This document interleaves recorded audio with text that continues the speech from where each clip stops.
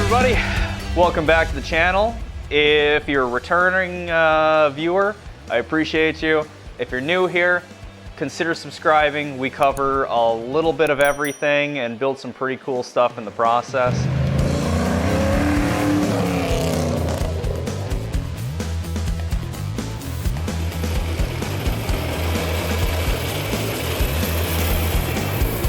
And let's talk a little bit about what our topic is for today. This is a topic that I think affects absolutely everybody, and if you're watching this channel, it's probably something that you've had to cover at your in your own garage, or something that you're about to cover, and that is lighting.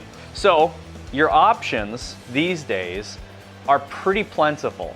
You can go with a basic round bulb style that can put out all the way up to, I think they've got 150 watt equivalents, which I think is probably in the area of like 1500 lumens. That's decent. You know, if you've got enough overhead lighting, sort of the pods or whatever that you screw them into, the bases, you might be able to get away with just running like 6 of those things. But if you want to take it to the next level, that's where we're looking at LEDs and shop lights and light bars and light panels, like what I've got in the garage now installed. But one of the nicest things these days is that you've got these really simple, really small little light bars that you can get. They're super inexpensive. You can get those on Amazon. So check the link in the description. I've got a few different examples that I've seen installed, and they work out really well. When it comes to installing them, they're very simple. You're literally just screwing bases onto the ceiling and you're clipping right into that.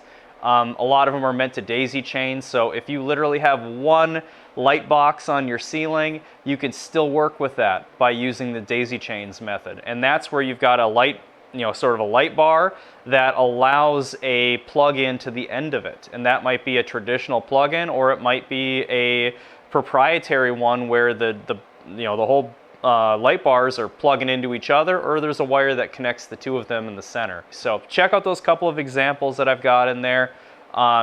And then let's move on to just talking about exactly how I did my garage.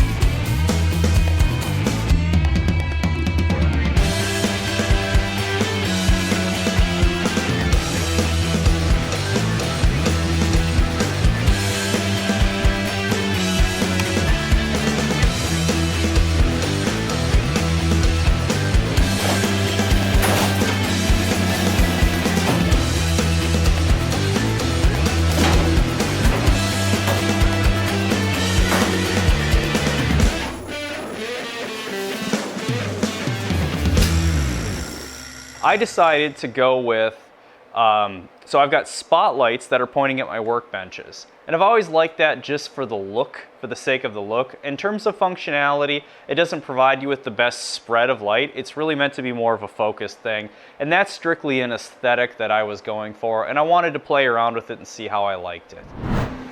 Workstation's a flippin' mess, but I think that works a little bit better. I like it.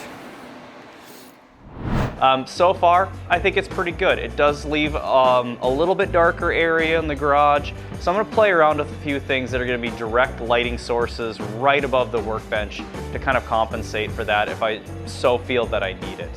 I may end up changing out these light bulbs as well and moving to something that's even a little bit brighter. All right, so now let's talk about exactly what I did with the big overhead lights. Here's what we got now. Think of this as kind of the before.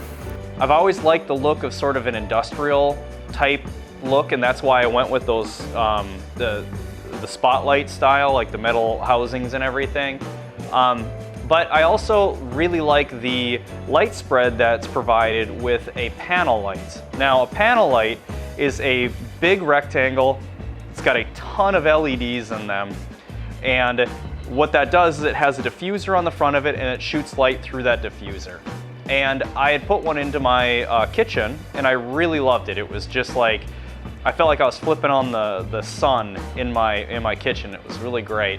And it got me thinking, because it's such a consistent light, it's so much that it puts out, and it's so consistent that I thought, well, that might be a nice upgrade for the garage. And so that's what I've done today. I've decided to install panel lights. Now these particular ones are 2x4.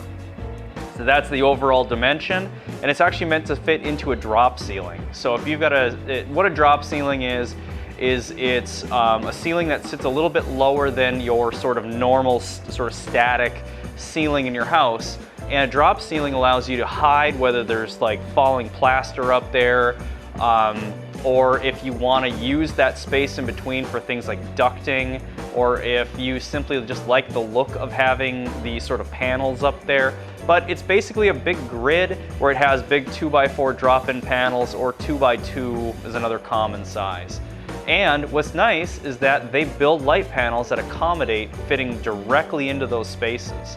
So more than likely your garage doesn't have anything like that. That's more of a office building setting. Some people put it in their houses. And when it comes to using something like that in the garage, you've got a couple of different options for the types of panel lights that you can get. So what I went with was, it's a Patriot brand light, but I will also use some links in the description that are ones that are through Amazon that are basically the same thing, but they're actually even more flush mount and they give you a little bit more flexibility. Now, the Patriot lights that I went with, I picked up locally at Menards, and I built a framework around the outside of it.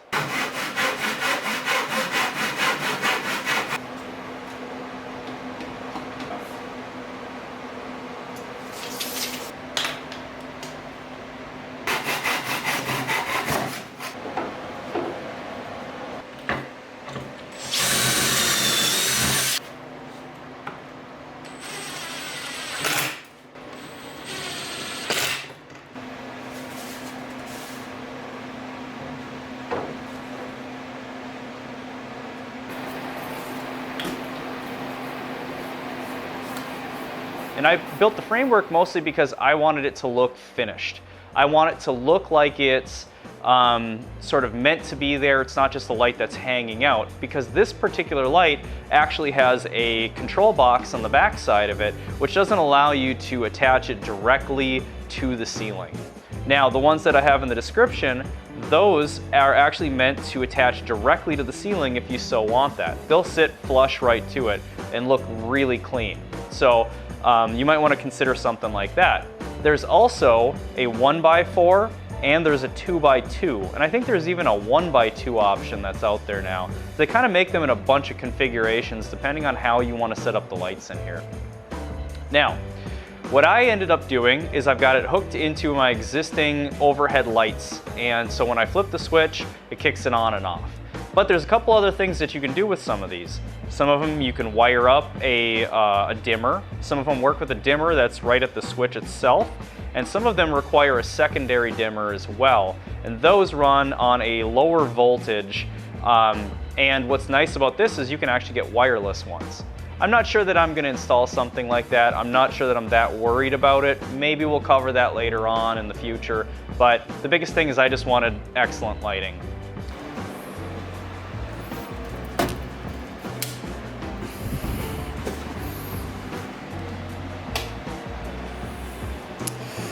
Damn, dog. And that is some light. Let's step over here into the other stall so we can really see how well it's lit now. Yeah. That looks awesome.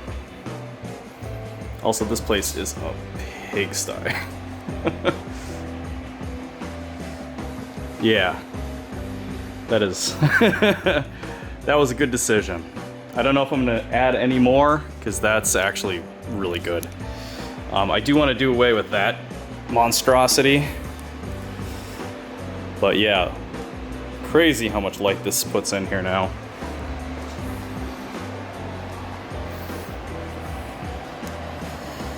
Yeah, not bad. All right, so I'll secure those wires up now that it's all tested.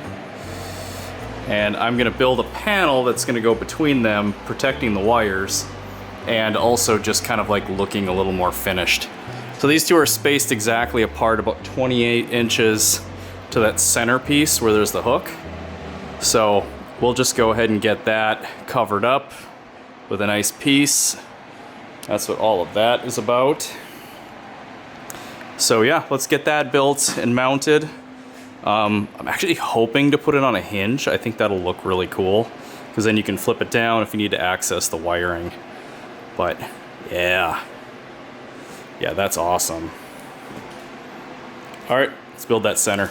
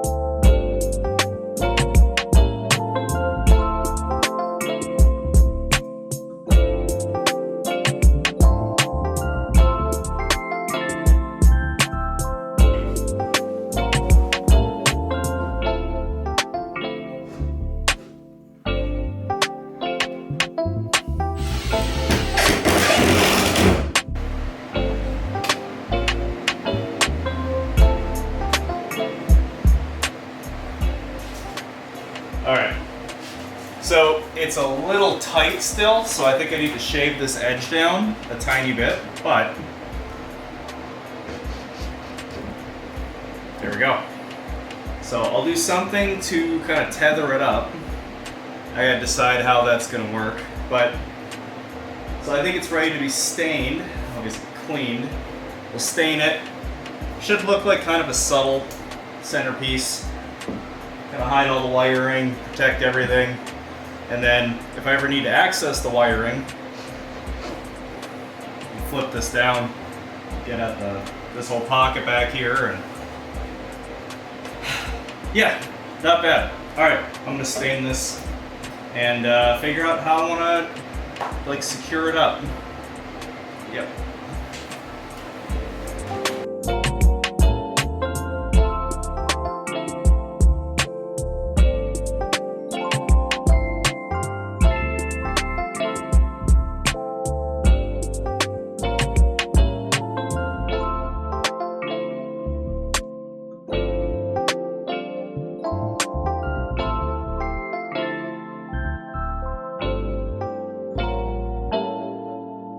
So as you guys can see, the lights turned out awesome, and honestly it wasn't that expensive to achieve this level of lighting in here. Now, if I had to do it all over again, I think I would probably add another light, so that's still a possibility. I may add a little bit more, I may make some other changes along the way, but the important thing is that I wanted to show you the lighting that I did in here, and you know, obviously you can see how bright it is now, and how consistent the light is that it's casting down.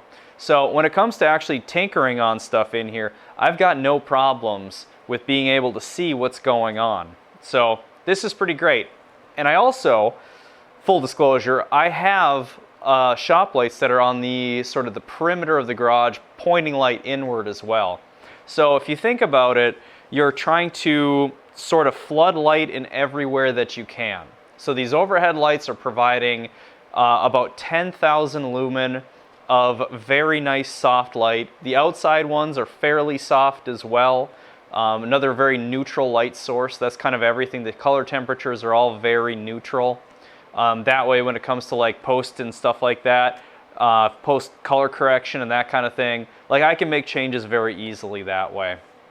And it gives me a fairly neutral color. Now if I was to use cooler, being a white person, it's going to make me look even more pale, and I don't need anything working against me in that department.